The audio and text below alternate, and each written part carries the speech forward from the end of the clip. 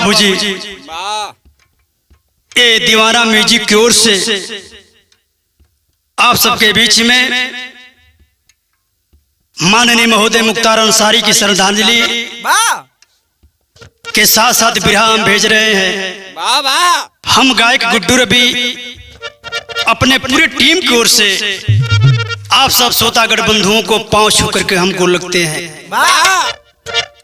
आशा नहीं, उम्मीद है कई कैसेटों में आप लोग दुलार प्यार दिए, इस कैसेट में भी उम्मीद बा कि आप लोग जरूर पसंद दे, दुलार प्यार दे। 4 लाइन भूमिका का संकेत है मास्टर।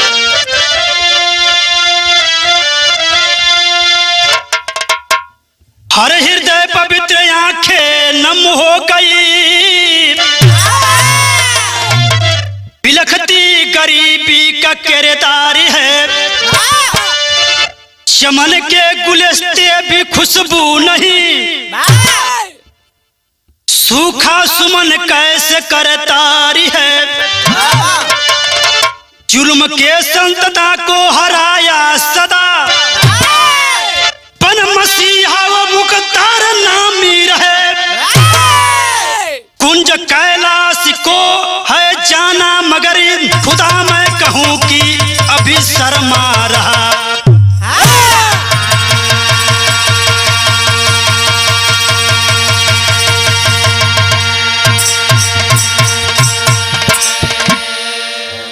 ए बाबू, जे दुनिया में आयल है ओके अति अनिवार्य है जाना।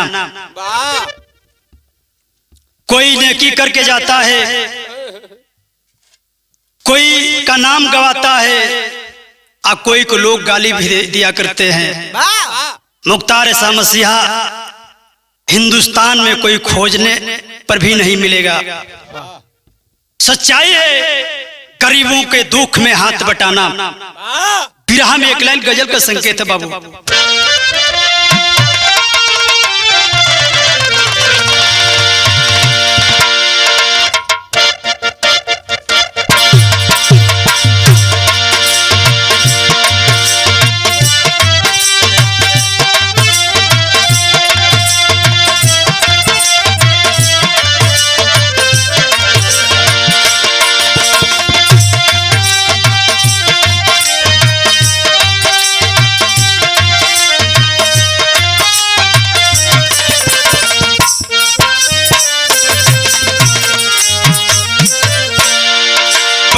संकेत मास्टर साहब करें भैया। अरे तब मुझे प्यार की कि मुझे प्यार की जिंदगी देने वाले, प्यार की जिंदगी देने वाले,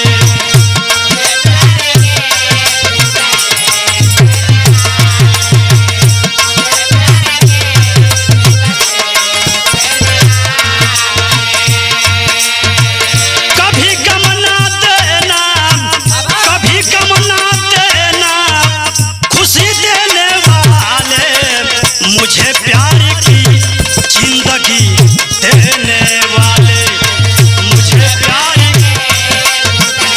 बहुत अच्छे।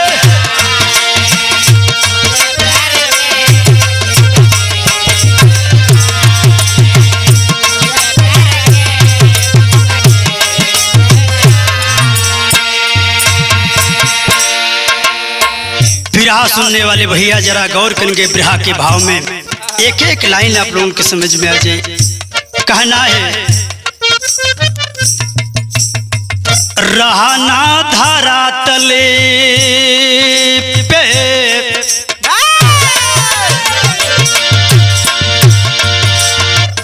रहना धारा तल पे कोई ऐसा ज्ञानी, कोई ऐसा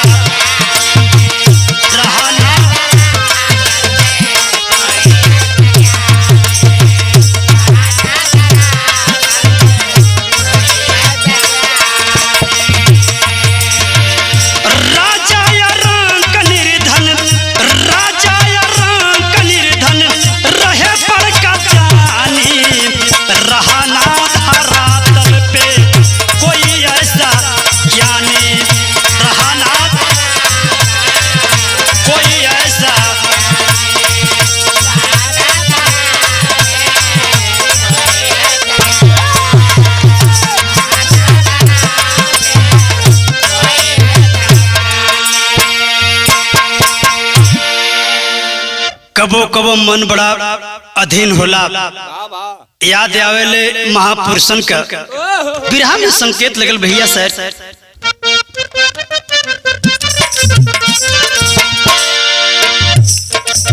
मोहम्मदाबाद गाजीपुर की ही माटी है, बसे से नानी जहां हम दर्द खाटी है।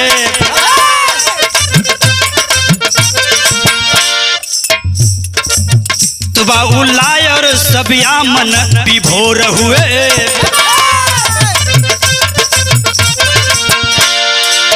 उषा किरण ले आंचल में तीन अजोर हुए।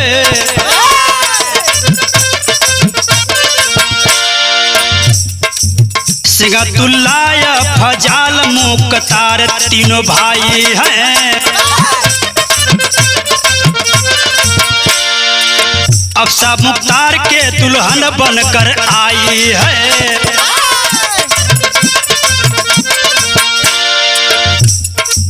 उमर अब्बास तो मुख्तार के ही लाल रहे,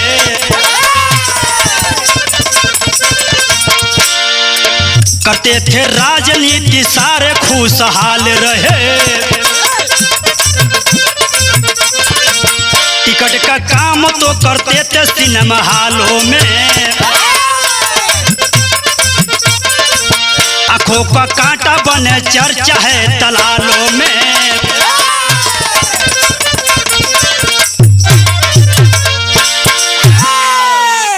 अरे बाबू बचपन में सुबाउल्लाह और सबिया के 3 पुत्र हुए,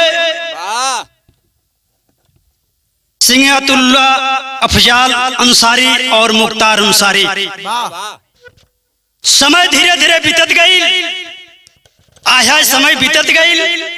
माननीय महोदय मुख्तार अंसारी की शादी हो जाती है आपसा से, और जब आपसा से शादी भइल हो बाबू 2 पुत्र हुए, अब्बास अंसारी और उमर अंसारी। धीरे धीरे राजनीति में पैर बढ़ गए, समय बीतत है। बिरहा में एक लाइन गीत का संकेत तमाशा।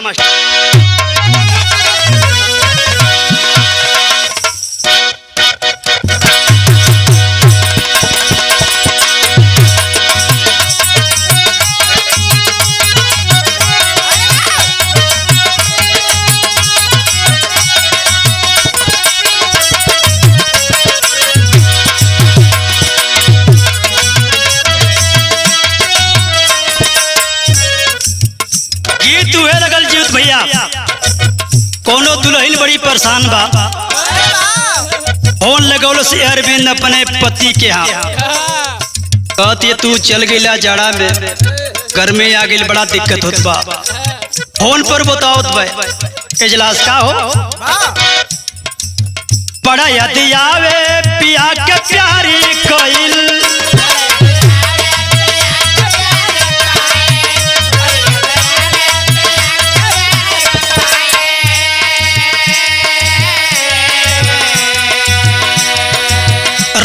रतिया पहाड़ दिल भइल,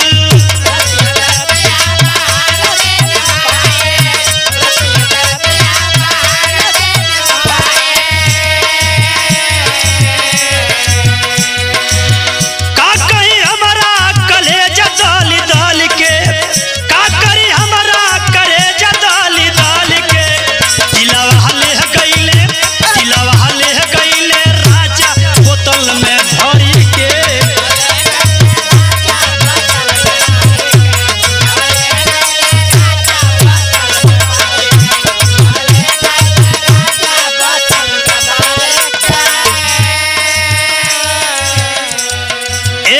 ठेकेदारी समरले हवन माननीय महोदय मुख्तार अंसारी जी।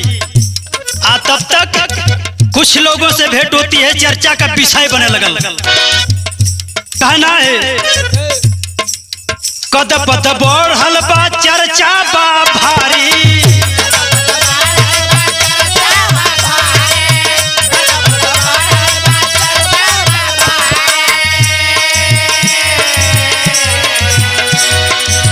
कुंडन का गुंडा गरीबवन से यारी,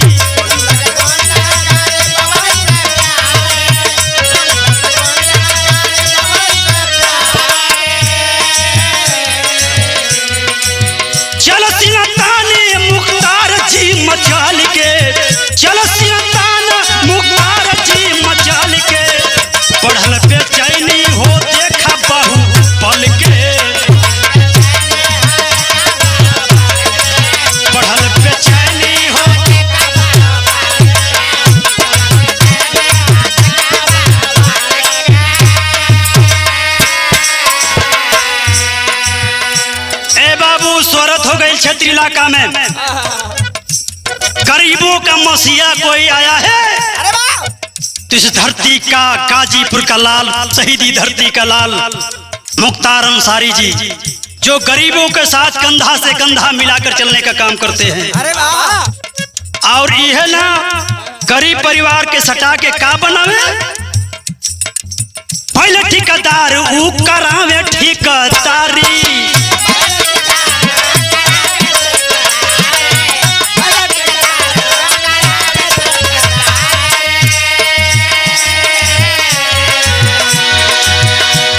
मसीहा करार ले करे सेवा तारी,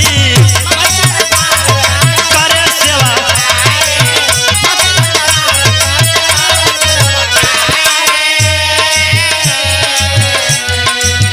तुहरत मिलल बा उमारिया मचाल के, सुहरत मचल बा, सुहरत मिलल बा उमारिया मचाल के, पढ़ल बेचैनी देखा, पढ़ल बेचैनी देखा, देखा बाहुबल के।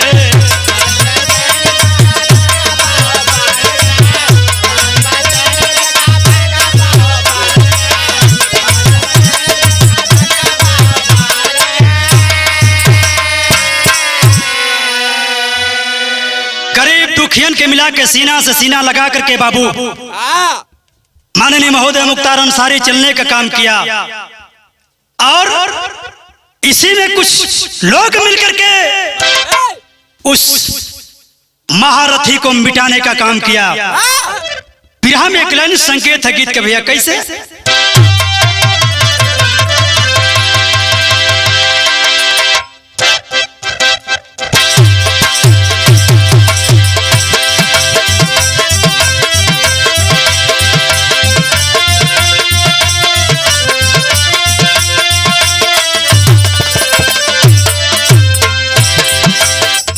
गीत हुए लगल है पप्पू भैया, ये गर्मी के मौसम में कोनो लड़की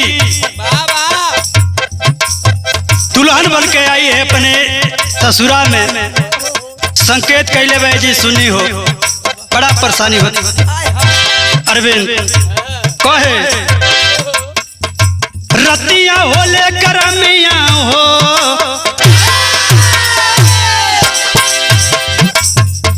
रतिया होले करमिया ना डोले पवनवाना,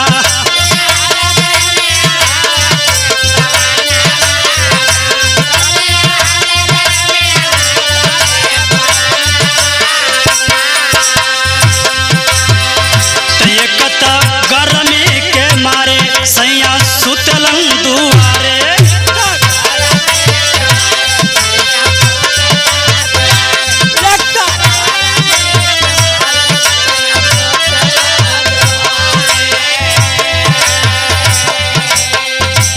सैया तुतलन दुआरे रजऊ तुतलन दुआरे।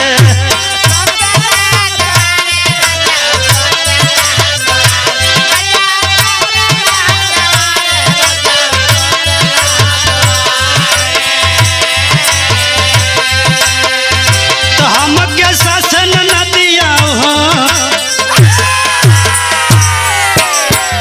तो हमके शासन न दिया मारे मेहनवाना,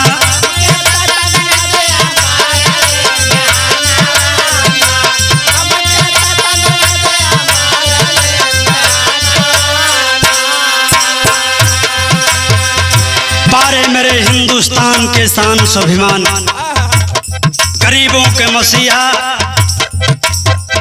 ए बाबू मऊ के जान थे, 5 बार विधायक रहे।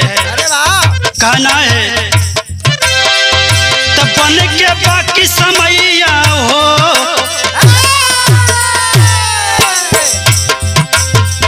तब बन के बाकी समैया आइली समैया ना,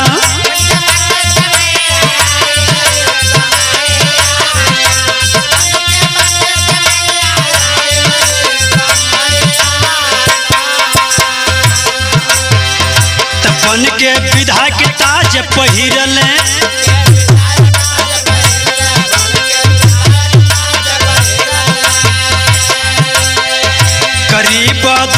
सहारा भइले।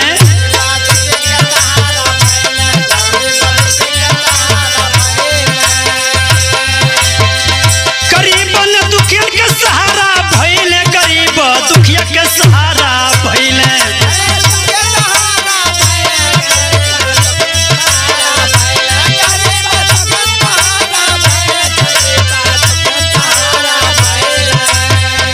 मारले 3 लोगन के हो, मारले 3 लोगन के बनले ऊ मुदैया।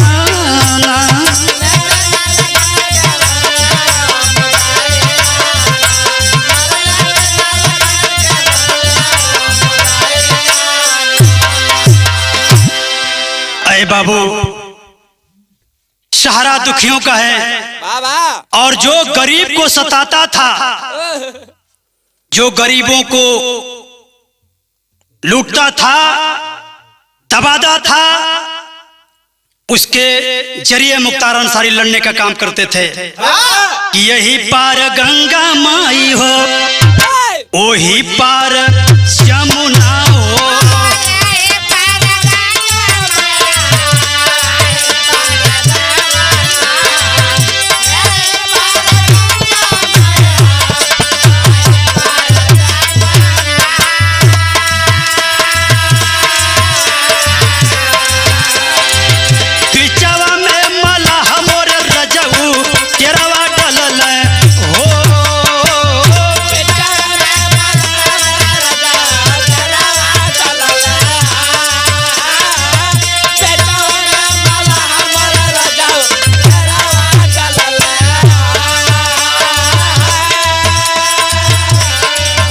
अरविंद बाबू देश में नाम कमाने का काम किए, ये बिरहा में नाम जा रहा है आप लोगों का, आप लोगों का भी नाम होगा। कहना है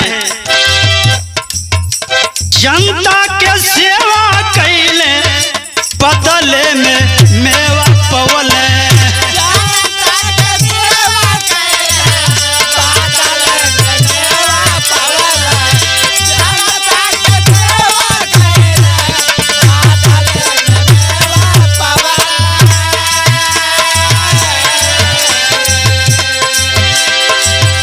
दुखियन गरीब के सहाइया भइले हो,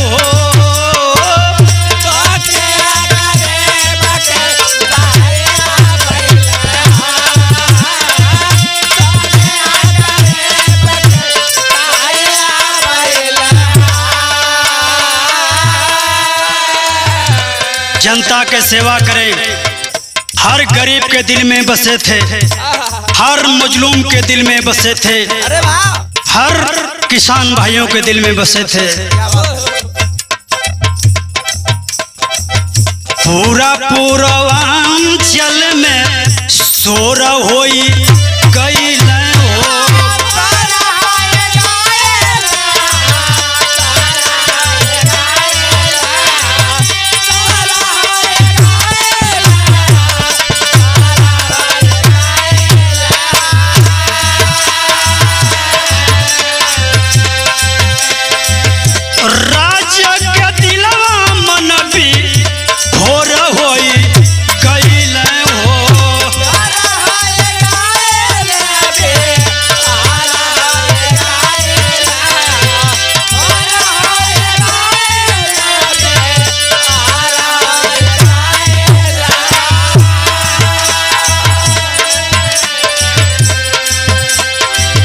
जनानी जे करदाता ई हो, जनानी जे करदाता ई हो सह ज्यादा रहल।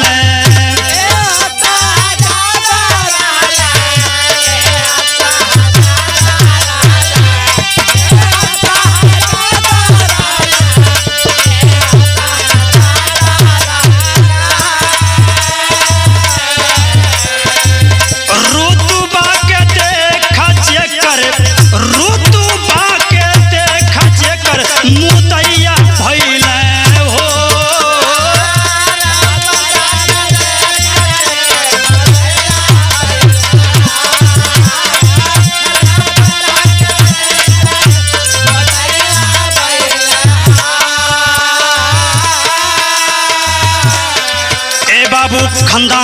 रुतबा है, जिनका दादा फ्रीडम फाइटर भी थे और चाचा जी उपराष्ट्रपति भी थे। उस परिवार के मुख्तार अंसारी महोदय थे, हमीद अंसारी जी। और यही गाजीपुर जनपद जिला में जिलाधिकारी महोदय ने मिट्टी देने के लिए मना कर रही हैं। ये सोचना पड़ेगा आप सब श्रोतागण बंधुओं को, बिरहा के श्रोतागण बंधुओं को सोचना पड़ेगा। अब नहीं आप लोग चेतोगे फिर दोबारा मौका नहीं मिलेगा।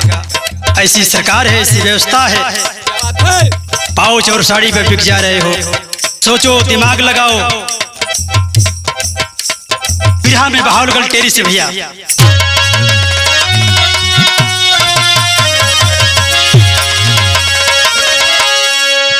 अरे तभी पति आई पहरा पड़ खड़ी, सूझे डगर नहीं तब मारल गईली मतिया।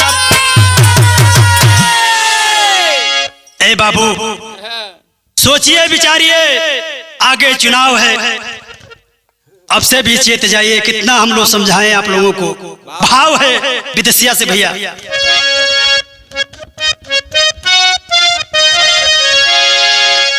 तब 5 बार लगातार बन के विधायक रहलन, केहू बाहुबली केहू ए बाबू कहेला गोसैया। किसी के दिल में बाहुबली है और किसी के दिल में गोसैया बने हैं। बहुजन और सापा के बन के मसीहा रहलन, जन जन में नाम गूंजल ए बाबू बनले सहाइया। जनता का सेवादार रहले सहाइया हो, बड़ा जुर्म कायम भइले, अब बहुते भइली पास सजैया। सजा मिल जाती है अदालत में, शासन का देन है। मर्डर करता है कोई और, गाली देता है कोई और, झगड़ा करता है कोई और, लेकिन केस लगती है मुख्तार अंसारी को। और ये जनता से अपील है, अब नहीं चेतेंगे तो कब चेतेंगे। बिरहा में बहावलगढ़ एक लाइन गीत से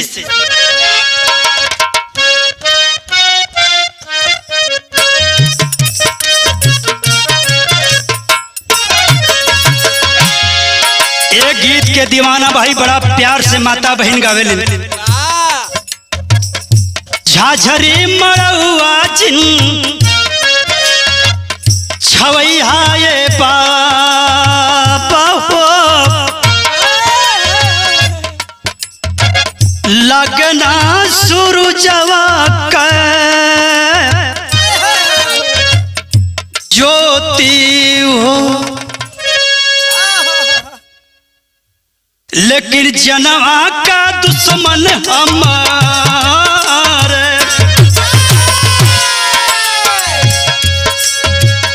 जनवा का दुश्मन हमारे बन के मुदैया हो, जाने कहीं वो चल जाई परानी हो। तो खनवा में जहर डाली के खियावे रोज हमके, पूछला हमके तो कुछ न बतावे हो। जैसे का जनवा आइल अंतिम समैया का,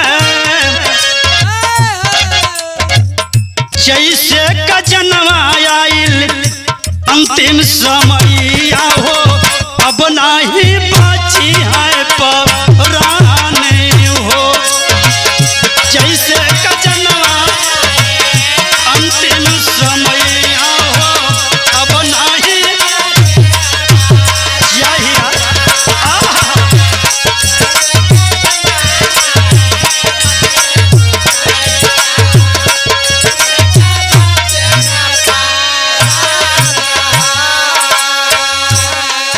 है बाबू, अंतिम घड़ी चल रही है।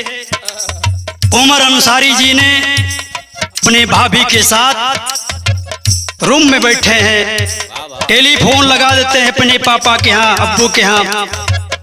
पापा कैसे हैं आप? आवाज लड़खड़ाती हुई आ रही है। बता रहे हैं महोदय मुख्तार अंसारी, बेटा तबीयत ठीक नहीं है। जो रिकॉर्ड आज नेट पर चल रहा है, बता रहे हैं आवाज मेरी फंस रही है बेटा। भाव लगल फापड़ से भैया।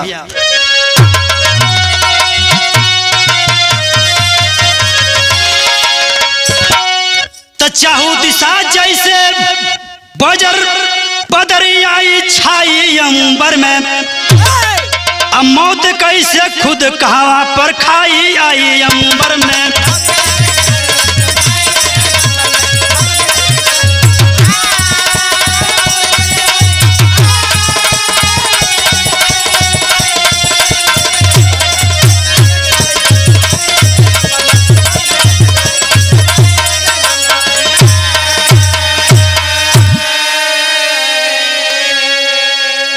बाबू हॉस्पिटल में आवाज धीरे धीरे लड़खड़ा रही है। टेलीफोन द्वारा बात हो रहा है, तब तक होता है क्या? तब बिगड़ल हालत हॉस्पिटल में भर्ती दिए कराई हो। 4 भइले तहिया परिजन को दिए जनाई हो।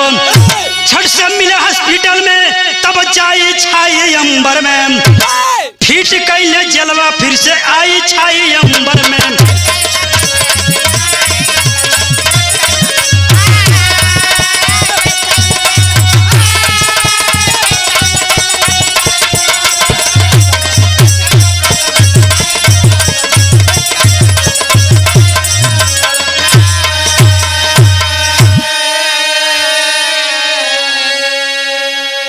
ए बाबू थोड़ा सा दवा देते हैं, फिर उसी जेल में ले जाकर के मुख्तार अंसारी महोदय के लेटा देते हैं, खाना देते हैं, कुछ और करते हैं, कुछ और। बारे मेरे उत्तर प्रदेश की महारथी भूमि, मैं क्या कहूँ, नाव लेना नहीं चाहता हूँ, समझने का इशारा ही काफी है समझदारों के लिए। आला में भाव लगल भैया।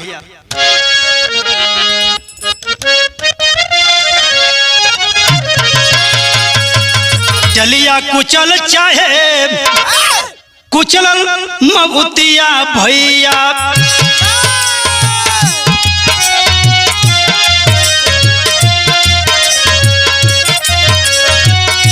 कब आई केकरा पर दुखवा मान।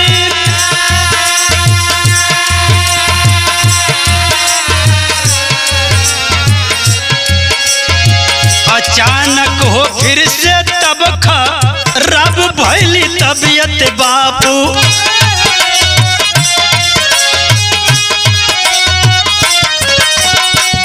हृदय गति रुकल हो त चले पराल।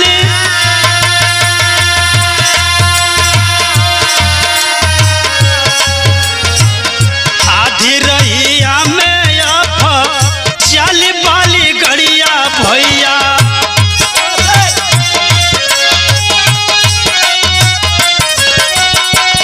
पहुंचता तकाल नहीं दहिया में जान।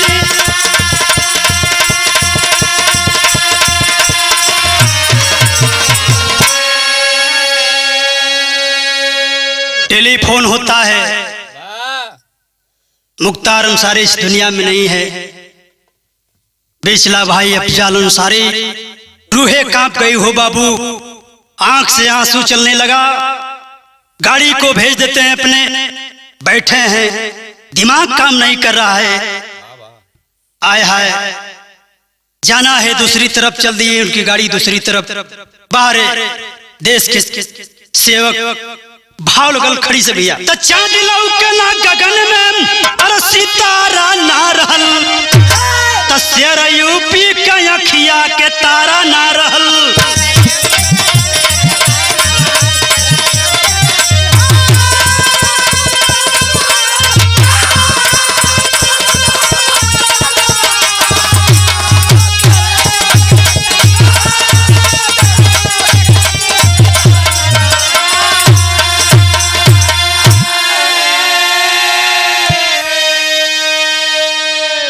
29 तारीख को बाहर इस दुनिया के बहादुर पूर्वांचल का शेर साथ छोड़ देते हैं। क्या बात है। तैयार 45 पर जन्म गवाए, सुबह 9 बजे चिर घरे पहुंचाए।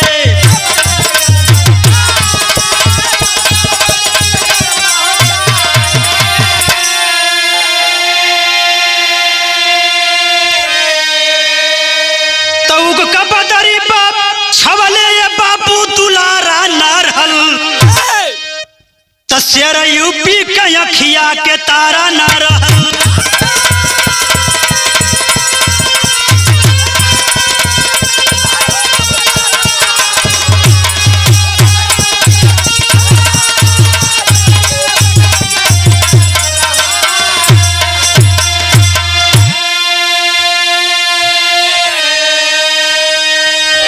यही हमारी बिरहा है, यही आप लोगों से चेतावनी भी है। ए बाबू, आने वाले दिन में 24 चल रहा है, आचार संहिता लगा है, 144 धारा भी लगी है। आप लोगों को सोचना है, संविधान खतरे में है, देश खतरा में है। अगर अब नहीं आप लोग जागोगे तो हिंदुस्तान बिक जाएगा, संविधान बिक जाएगा, कोई माई का लाल बचाने वाला नहीं है। आखिरी लाइन है,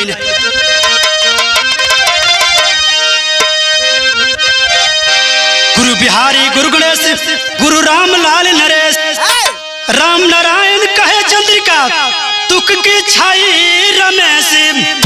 अरे विपत्ति आई पहाड़ा पर खड़ी, गुड्डू कैलाश कभी कम मार गई मचिया।